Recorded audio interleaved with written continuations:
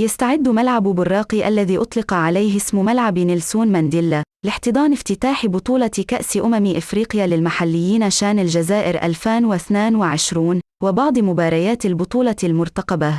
ويعتبر ملعب نيلسون مانديلا صرحا رياضيا بمعايير دولية عززت به الجزائر قائمة ملاعبها. وتداول أحد رواد موقع التواصل الاجتماعي فيديو لأحد زوار الملعب قال فيه إن نيلسون مانديلا ستاديوم الواقع ببراق يحتوي على خطأ معماري كبير. وصور الفيديو جهة من المدرجات لا يمكن للجالسين فيها رؤية الملعب كاملا.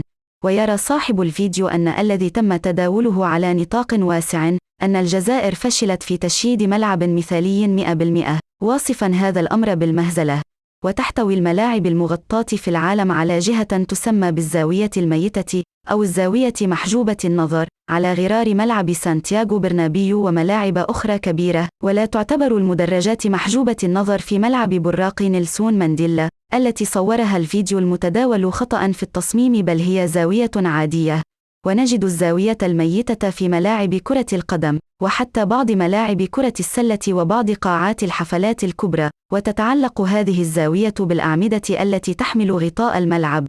لهذا تحاول بعض الجهات الحقودة إفشال شان الجزائر 2023 بنشر معلومات خاطئة وترويج لفشل التظاهرة حتى قبل بدايتها.